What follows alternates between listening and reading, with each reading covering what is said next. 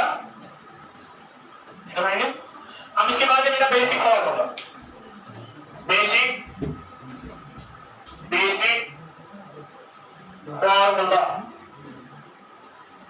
Basic formula किसके लिए बेटा? इंटीग्रेशन के लिए। बेसिक फॉर्मूला किसके लिए? इंटीग्रेशन के लिए। पूछो बेटा, हमने कहा कि इंटीग्रेशन जो होता है ये रिवर्स प्रोसेस होती है बेटा। किसकी रिवर्स प्रोसेस? चलो ऐसा बेटा रिवर्स प्रोसेस होती है बेटा, डिफरेंशिएशन की रिवर्स प्रोसेस होती है इंटीग्रेशन। हमने कहा बेटा अगर हमारे पास डिस्प्लेसमेंट होगा, हमें वेलोसिटी कैलकुलेट करनी है तो हमें सिंपल डिफरेंशिएशन करना है, तो हमें वेलोसिटी मिलता है। अगर ऐसे बेटा वेलोसिटी ऐसे एक्सेलरेशन करें तब तो दूसरा बेटा डिफरेंशिएशन करें, ठीक है। अब अगर हमारे पास एक्सेलरेशन होगी, हमें वेलोसिटी कैलकुलेट करना है बेटा, तो उसके लिए हमें इंटीग्रेशन करनी है। अगर हमारे पास वेलोसिटी गिवन होगी, अच्छा इस बेटा डिस्प्लेसमेंट कैलकुलेट करो, उसके लिए हमें क्या करना है? इंटीग्रेशन कैलकुलेट करना, ठीक है।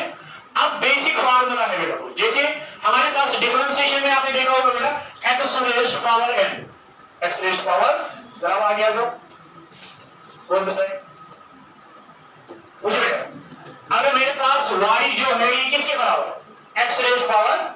अगर हम बेटा इसकी डिफरेंशिएशन कैलकुलेट करेंगे बेटा, आपको याद होगा कैसे हमने कैलकुलेट किया? n x raised power n minus 1, नीचे बेटा बोलो x raised power n minus. अब मेरे पास कोई फंक्शन है बेटा, सेज मेरे पास है बेटा y जो है ये किसके बराबर है बेटा? x raised power n। इस y से बेटा इस बराबर x रेज़्ड पावर n, ठीक है। अब बेटा इसकी इंटीग्रेशन निकालनी है मुझे, इसकी क्या करनी है बेटा? इंटीग्रेशन। अब इंटीग्रेशन किसके बराबर बेटा? इंटीग्रल ऑफ y dx, नीचे बेटा इंटीग्रेशन ऑफ y dx, ठीक है। इंटीग्रल ऑफ y की जगह क्या है बेटा? x रेज़्ड पावर, शाबाश, x raised power n dx, x raised power n। इसको इंटीग्रेशन हम कैसे करते हैं बेटा? याद रखो x raised power n plus 1, power जो है बेटा उसमें एक इंक्रीज करना है, उसमें एक डिवाइड बाय डिनोमिनेटर में भी लिखना है बेटा n प्लस 1, सिंपल बात। यहां पे क्या है बेटा? डिफरेंशिएशन की अगर हम बात करेंगे वहां पे हम सब्ट्रैक्ट करते हैं बेटा, और जो पावर आता है बेटा वो मल्टीप्लाई में आता है। याद रखिए बेटा इस डिफरेंशिएशन से करा तो चीज बेटा लेखन x रेज़्ड पावर n, जिस पावर की सूची लेखन बढ़ने बेटा, और जो पावर है बेटा उसको सब्ट्रैक्ट माइनस 1 करते हैं बेटा, मगर जो n है बेटा वो हम मल्टीप्लाई में लिखते हैं। अब यहां पे क्या है? y जो है बेटा वो किसके बराबर है? x raised power n। अब हमें बेटा इसको इंटीग्रेशन करनी बेटा, इंटीग्रल निकालने के लिए हम क्या करते हैं? n plus 1, n plus denominator में लिखते हैं n plus 1, n plus 10 example से समझेंगे बेटा। ये समझो बेटा एग्जांपल सेज बेटा y is equal to x raised power 3, x raised power, इसकी इंटीग्रेशन मुझे करनी है बेटा, तो integral of y dx is equal to integration of y की जगह क्या लिखेंगे? x रेज़्ड पावर 3 dx, तो इसकी इंटीग्रेशन क्या है बेटा? x raised power 3 plus 1 divide by 3 plus 1, पूरा बेटा समझ। अब क्या है बेटा? x raised power 4 divide by 4 plus c constant, ठीक है भाई। अच्छे से होना इंडेफिनिट इंटीग्रेशन, कैसे होना? इसमें हमें कांस्टेंट यूज करना है, ठीक है। इसमें हमें क्या है बेटा? अक्मुलेशन लिमिट ऐसे आसान थी, कहां से कहां तक चलता है, बात समझ आए? को हमारे पास x रेज़्ड पावर n की इंटीग्रेशन क्या है? n प्लस 1, जो ऊपर डिग्री होगी बेटा, जो पावर होगा उसको प्लस 1 करना है बेटा, डिनोमिनेटर में क्या करना है? n प्लस 1, n प्लस बेटा समझ आओ, ये है पावर है तो प्लस 1 करो, और जो ऊपर डिग्री है बेटा उसको भी डिनोमिनेटर में लाना है n प्लस, पता है बेटा समझ। इस बेसिक क्वांटिटी बेटा फार्मूला जो आपको याद रखना है बेटा, ठीक है। ये जो इंटीग्रल है बेटा इसको हम कहते हैं बेटा इनडेफिनिट इंटीग्रल। क्या कहते हैं बेटा? इनडेफिनिट इंटीग्रल, याद रखना बेटा इनडेफिनिट इंटीग्रल, ठीक है। अब दूसरा होता है डेफिनिट इंटीग्रल। डेफिनिट इंटीग्रल में आपको लिमिट दिया जाता है बेटा, आपको इंटीग्रेशन किस लिमिट से कहां तक करना है बेटा, लिमिट वहीं से दिया होता है बेटा, अच्छा बेटा यहां समझ। अब ये जो इंडेफिनिट में बेटा इसमें हम कांस्टेंट, जैसे मैंने यहां पे c लिखा है बेटा, मुझे बेटा मेरी एग्जांपल फॉर एग्जांपल बेटा मेरे पास y dx, अभी तक ये बेटा इंडेफिनिट है। अगर मैं इस चीज को लिमिट दूंगा बेटा, इस चीज को फॉर एग्जांपल बेटा बुद्धि में लिमिट ए टू बी, मतलब लोअर, इसको बोलते हैं बेटा लोअर लिमिट, याद रखना लोअर लिमिट, ठीक है बेटा। इस चीज को हम बोलते हैं बेटा अपर लिमिट, अपर लिमिट, समझ में आया? इसे बेटा लोअर लिमिट, ठीक है। अब इस इंटीग्रल को क्या बोलेंगे? Definite integral. क्या बोलेंगे बेटा? जो अभी हमने पढ़ा बेटा, याद है, जो अभी हमने पढ़ा बेटा इंटीग्रेशन ऑफ y dx, इसमें मैंने बेटा ना तो लोअर लिमिट दिया ना तो अपर लिमिट दिया बेटा। इस चीज को बोलेंगे बेटा इनडेफिनिट। क्या कहेंगे? क्योंकि इसमें हमें वैल्यू नहीं पता बेटा, हमें इंटीग्रेशन कहां से कहां तक करनी है। अब ये जो है बेटा मेरे पास, इसमें क्या है a टू b, मतलब लोअर लिमिट भी दिया हुआ है और अपर लिमिट भी दिया हुआ है बेटा, ठीक है। अब ये जो है बेटा इसको हम लोअर लिमिट बोलते हैं, इसको हम क्या बोलते हैं बेटा? Upper limit. अब ये मेरे पास एक फंक्शन है बेटा, सेज बेटा मेरे पास कोई फंक्शन है f of x dx, ठीक है बेटा, मैंने इसका फंक्शन, सेज ये लोअर लिमिट a है बेटा, ये लोअर लिमिट b है बेटा, उसमें बेटा इंटीग्रेशन करें। इस इंटीग्रेशन जो बेटा mod of f of x lower limit बेटा a अपर लिमिट b, उसमें इंटीग्रेशन बेटा उसको वैल्यू होगा, पहले हमेशा अपर लिमिट वैल्यू होता है बेटा।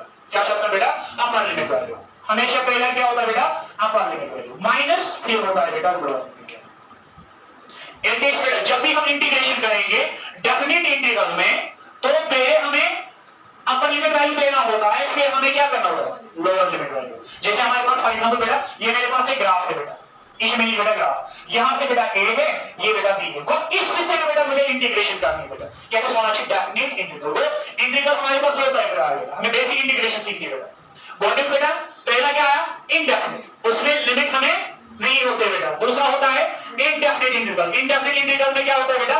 लिमिट्स दिए होते बेटा, हमें इंटीग्रेशन कहां से कहां तक करनी है बेटा। इंटीग्रेशन जैसे बेटा ये एक बेटा कोटोशियस का है बेटा, उस इंटीग्रल को बोलते हैं डेफिनेट इंटीग्रल। अब मुझे आसान अपर वैल्यू और क्या होता है बेटा? Lower limit. अब पहले हमें कौन सा वैल्यू लेना होता है? जब हम इंटीग्रेशन पहले हमें अपर लिमिट लेना होता है, उसके बाद हमें क्या लेना होता है बेटा? Lower limit. लिखो बेटा एग्जांपल है बेटा y जो है बेटा x स्क्वायर, ठीक है, x स्क्वायर dx, ये हमारे पास है बेटा क्वेश्चन, ठीक है।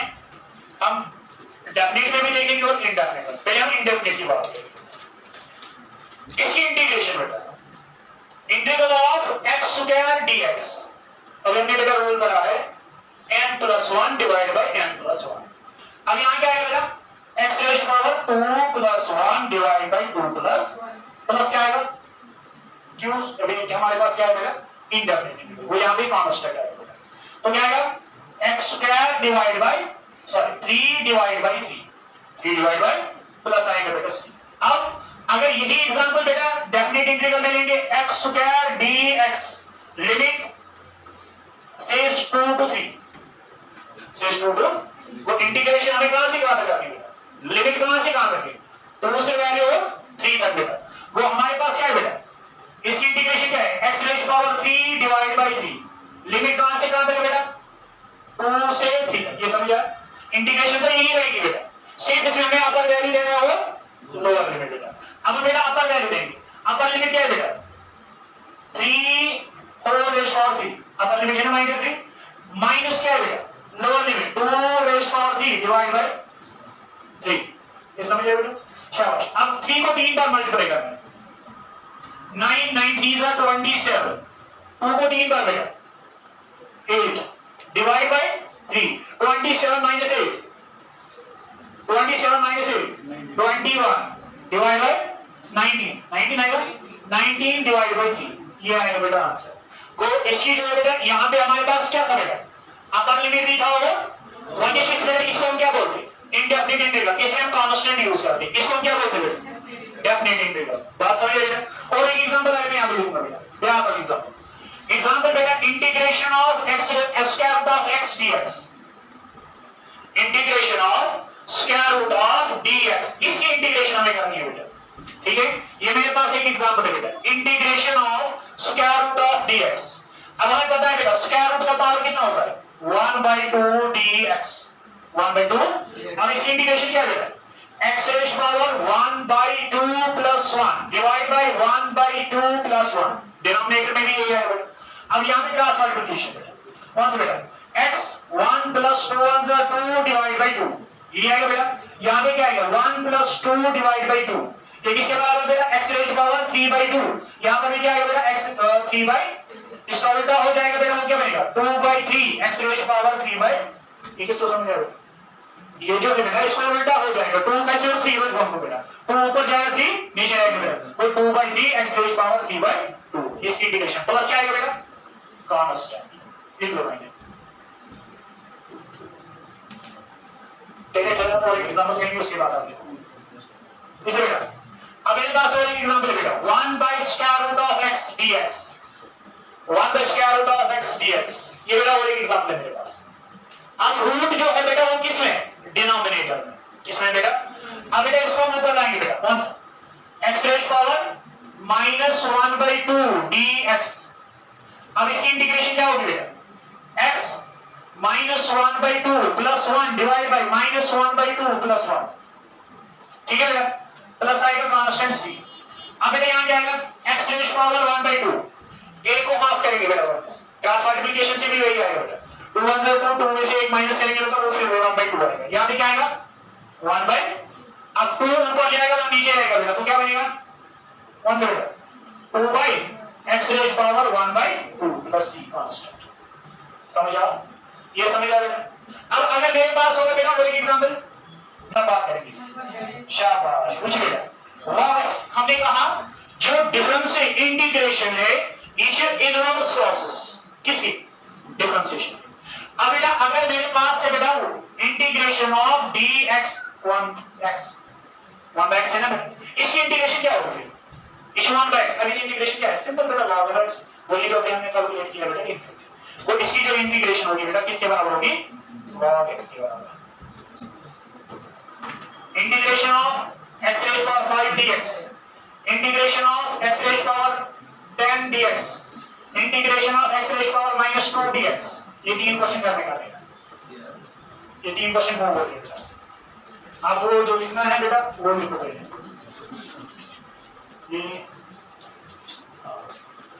ये लिखा है, ये लिखा है, लिख सकते